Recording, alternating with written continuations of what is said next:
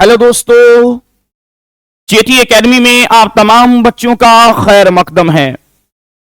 आप तमाम बच्चे जिस चीज के इंतजार में थे और जिसके बारे में बार बार मालूम कर रहे थे कि सर मजमून कब आएगा, तो आज मैं आपके सामने आपके बीच मजमून लेकर हाजिर हुआ हूं। यानी आपके 12 क्लास जो 10th वाले बच्चे हैं उसके लिए भी है। 12 क्लास में कौन कौन से मजमून और किस तरीके के मजमून आपसे बोर्ड के इम्तिहान में पूछे जाएंगे, आज मैं उन तमाम चीजों को बताऊंगा। और जितना भी मजमून आपके बोर्ड पर हम बताएंगे, हर एक मजमून को इंशाअल्लाह आपसे पक्का वादा करते हैं कि हर एक मजमून को हम बारी बारी कर आपके सामने लेकर हाजिर होते रहेंगे। तो मैंने बताया आप तमाम बच्चों को मजमून लेकर आ गया हूं। कौन कौन से मजमून आपके बोर्ड के इम्तिहान में पूछे जाएंगे, तो चलिए हम उसके तरफ चलते हैं कि कौन कौन से मजमून आपके इम्तिहान में पूछे जाएंगे और पूछे जाते चले आ रहे हैं। बहुत सारे मजमून आपके बोर्ड के इम्तिहान में, देखिए आपके बोर्ड के ऊपर आपको नजर आ रहा होगा, आप इसको देख रहे होंगे। मैंने यहां लिख दिया है कि मजमून कहते हैं किसे। मैंने बाज़ाब्ता तौर पर जब हम चैप्टर पढ़ रहे थे तो चैप्टर के शुरू में मैंने आप तमाम बच्चों को बता दिया था कि किसी भी टॉपिक पर यानी किसी भी चीज पर लिखकर बयान कर देने को ही मजमून कहते हैं। तो मैंने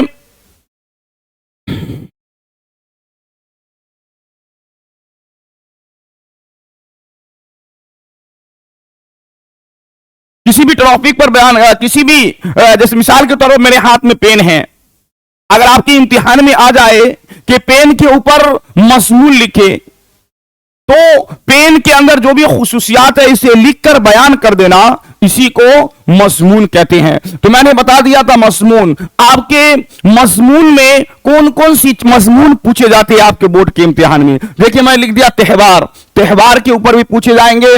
ये हो गया आपका त्योहार।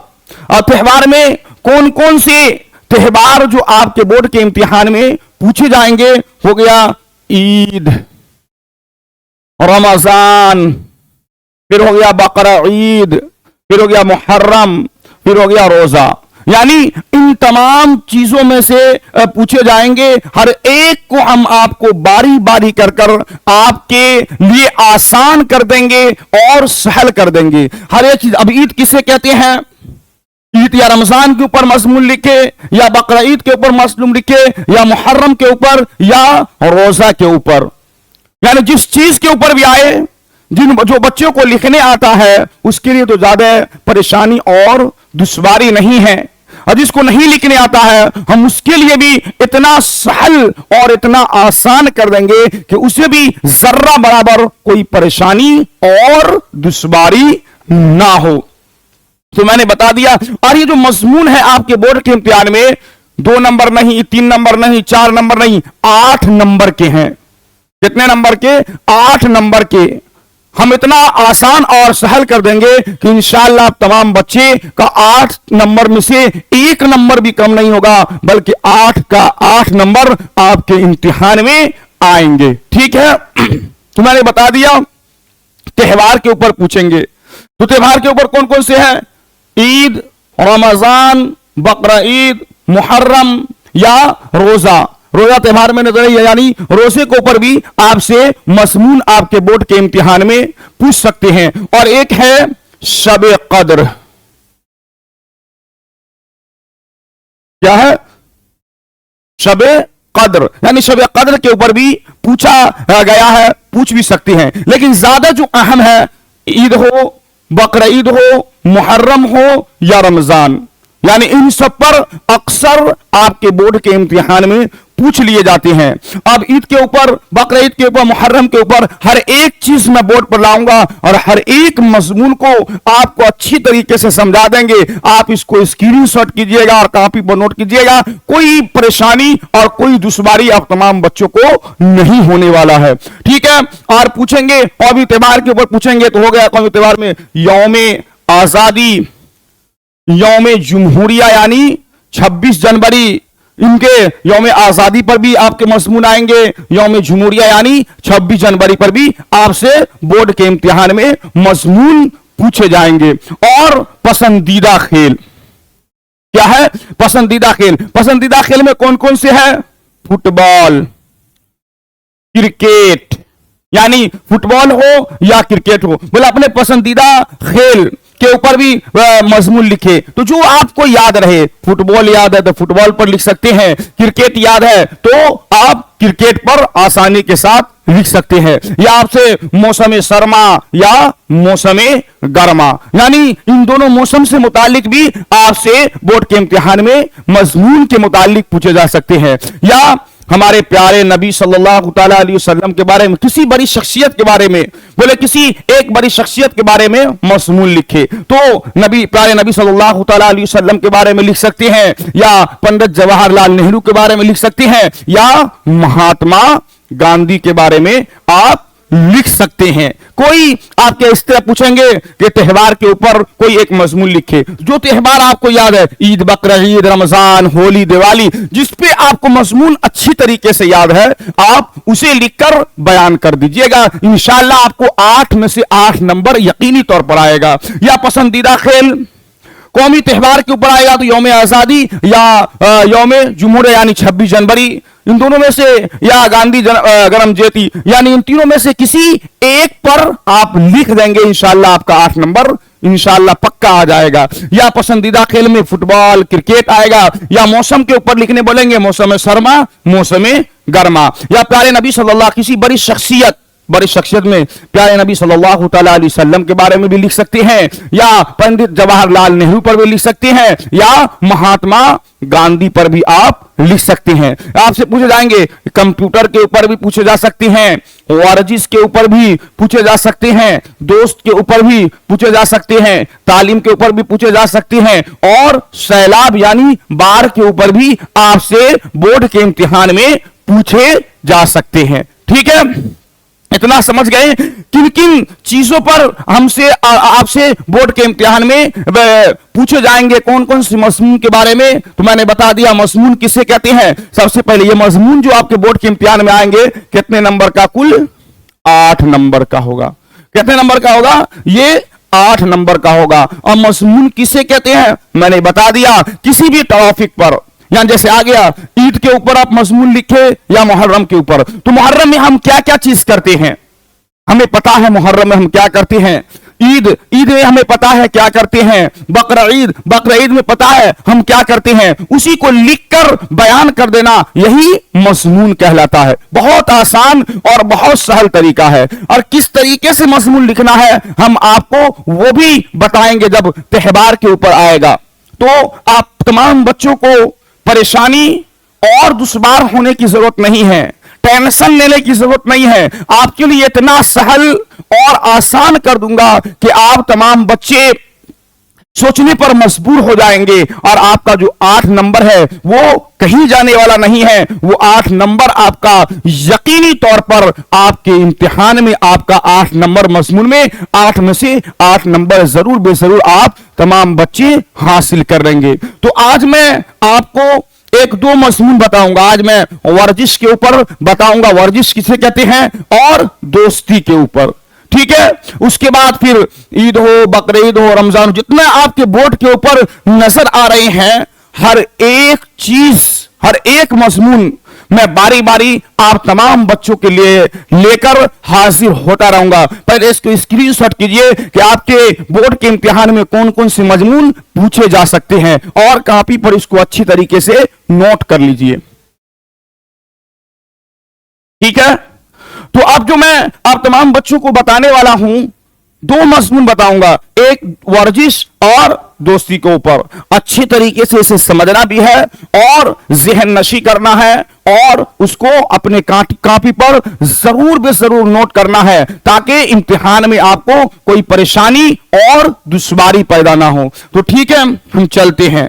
देखिए, आपका आ गया दोस्ती।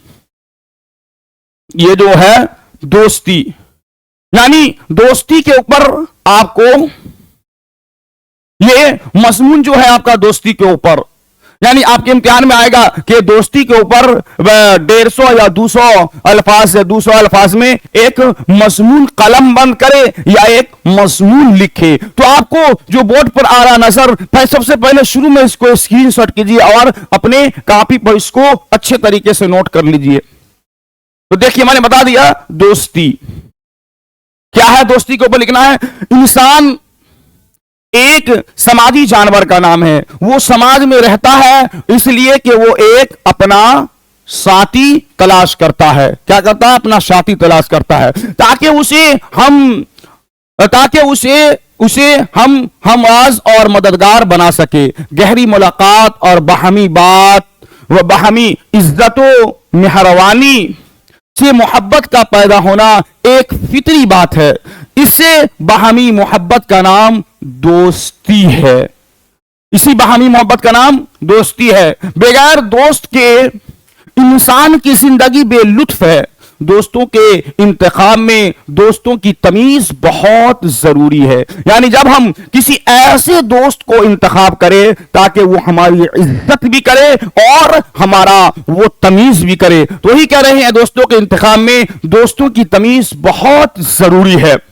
सच्चा दोस्त वो है जो खुशी, गमी, अफलास, अमारत, बदहाली, खुशहाली और जिंदगी मौत में यकसा हो। यानी सबसे सच्चा दोस्त वो है, आपको कोई परेशानी हो या आपको खुशी का मौका हो तो परेशानी में भी आपके साथ साथ हो, और कोई खुशी का मौका हो तो खुशी के मौका में भी वो आपके पेश रहे, आपके साथ रहे, ताकि आपको जर्रा बराबर परेशानी महसूस ना हो कि अकल हमारा दोस्त था, आज परेशानी के वक्त हमारा दोस्त हमारे साथ नहीं है। वो एक सच्चा दोस्त वो है जो खुशी में खुशी व गम, अफलास व इमारत, बदहाली, खुशहाली, जिंदगी मौत में यकसा हो, यानी जिंदगी मौत में बिल्कुल वो बराबर हो। ठीक है, यकसा साथ दे। जो सच्चे दोस्त होते हैं उनमें हिर्स, होश और तमा नहीं होती है। यानी जो सच्चे दोस्त होते हैं उनमें लालच और हिर्स नहीं होते हैं कि दोस्त बहुत आगे बढ़ गया, हम इतना पीछे क्यों है, या इस दोस्त को खत्म कर दिया जाए या इसका काम तमाम कर दिया जाए। ऐसा बिल्कुल नहीं होना। सच्चा दोस्त में हिर्स और लालच नहीं होती है। ठीक है, वो बेगर्ज होते हैं और उनमें अपना रूह कुर्बानी का जज्बा होता है। यानी वो अपने आप को दोस्त के लिए कुर्बान कर देना चाहता है। ठीक है, वो दोस्त के लिए अपनी जान तक कुर्बान कर देने को तैयार रहते हैं। वो हमेशा दोस्त की खामियों को उसके सामने कहते हैं और उसके पीछे उसकी तारीफ करते हैं। ऐसा ही दोस्त इंसान को बनाना चाहिए और ऐसा ही दोस्त इंसान को अपनाना चाहिए। यानी ऐसा सच्चा दोस्त जो उनके अंदर खामी हो, उनके अंदर खराबी हो, उनके अंदर कोई बेहयाई और बुराई हो तो उस बेहयाई और बुराई को अपने दोस्त के सामने बयान करे, और अगर उनके पीछे उसके बारे में कोई पूछे, उसके पीछे उसके बारे में कोई उससे मालूम करे तो पीछे में वो उसकी तारीफ करे कि बहुत अच्छा है। उसकी मिसाल बयान नहीं किया जा सकता है। तो यही दोस्ती के ऊपर आपके मजमून है। अगर आप इतना आप बोर्ड के इम्तिहान में लिख देते हैं तो आपको 8 में से बिल्कुल 8 नंबर आपको दिया जाएगा और एक भी नंबर आपके इम्तिहान में आपके लिखने से नहीं कटेगा। आप इसको अच्छी तरीके से ज़हन नशी कीजिए और बेहतरीन तरीके से स्क्रीनशॉट कीजिए, इसको कॉपी पर बहुत अच्छी तरीके से नोट कर लीजिए, ताकि अगर बोर्ड के इम्तिहान में खुदा ना खास्ता दोस्ती के ऊपर आपसे पूछ लिया जाए तो आप ठाक सना लिखकर पूरे 8 में से 8 नंबर हासिल कर ले। ठीक है, इसका स्क्रीनशॉट कीजिए और कॉपी पर इसको नोट कीजिए। अब देखिए हम आगे चलते हैं। आगे जो है वर्जिश, क्या है ये वर्जिश, यानी वर्जिश के ऊपर भी आपसे बोर्ड के इम्तिहान में पूछे जा सकते हैं, यानी बहुत बार पूछे भी गए हैं। इस वर्जिश के ऊपर भी आपसे पूछे जा सकते हैं कि वर्जिश के ऊपर आप 200 या 250 या 300 अल्फाज में एक मजमून लिखे। तो अगर वर्जिश के ऊपर आ जाए तो आप तमाम बच्चों को परेशान होने की जरूरत नहीं, दुश्वार होने की जरूरत नहीं, घबराने की जरूरत नहीं, कोई परेशानी कोई दुश्वारी नहीं होगी। आसानी के साथ आप लिखकर 8 नंबर हासिल कर सकते हैं। ठीक है, तो देखिए सबसे पहले इसको स्क्रीनशॉट कर लीजिए और कॉपी पर अच्छी तरीके से इसको नोट कीजिए।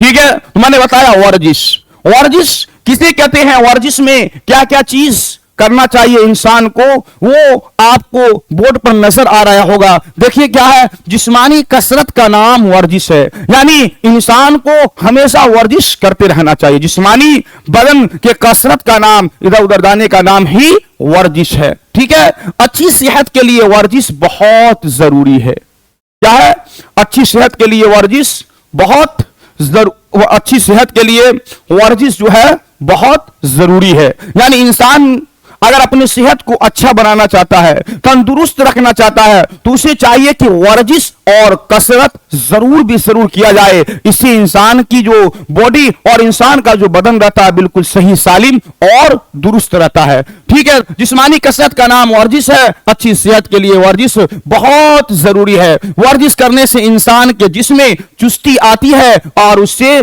काहिली और सुस्ती दूर हो जाती है।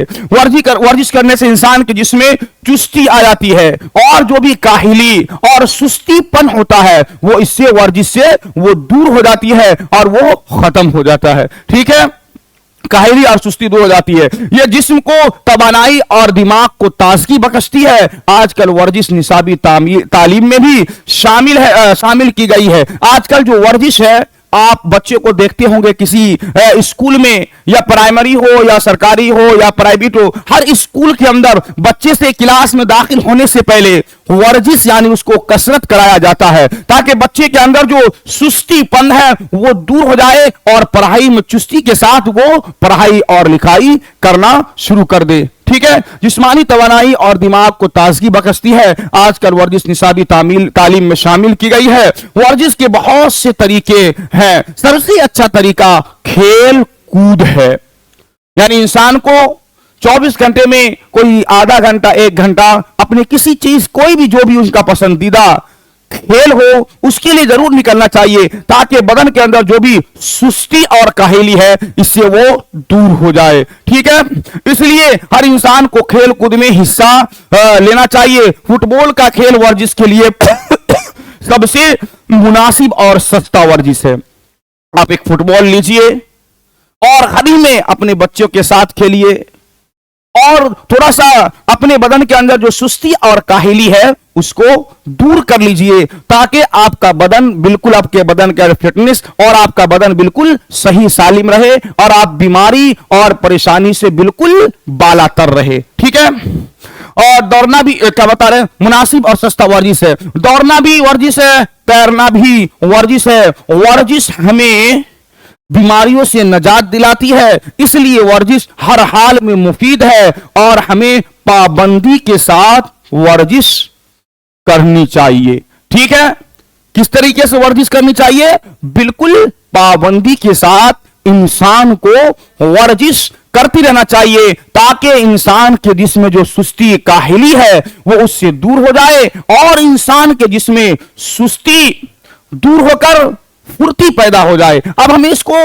लिखना किस तरीके से है, देखिए किस तरीके से लिखा हुआ। सबसे पहला आपके इम्तिहान में जो कॉपी मिलेंगे वो लकीर इस तरह पारे हुए होंगे, तो आपको जो मजमून लिखना है वो यहां से शुरू नहीं करना है, बल्कि लकीर के अंदर से शुरू करना है और दूसरा लकीर जहां रहेगा वहां खत्म करना है और एक लाइन छोड़कर जरूर लिखना है, ताकि साफ साफ नजर आए और पढ़ने वाले को भी समझ में आए कि इसमें क्या लिखा गया है। तो लकीर इस तरह रहेगा, लिखना है कहां से, यहां से। सबसे पहला जो लिखना है, थोड़ा सा हटा कर लिखना है, और दूसरा जो लाइन से सबसे पहला जो लिखना है, लिखा हुआ जिस्मानी कसरत का नाम, इस लाइन से देखिए बिल्कुल हटा हुआ है, और उसके बाद जो सब लिखना है वो बिल्कुल लाइन से लिखना है, और इस लाइन से उस लाइन, ना इस लाइन से आगे बढ़ना है ना इस लाइन से आगे बढ़ना है। लेकिन इतना ख्याल रखना है कि सबसे पहला थोड़ा लाइन से हटाकर लिखना है, और बाद वाला जो लिखना है जितना लाइन वो सब वो लाइन से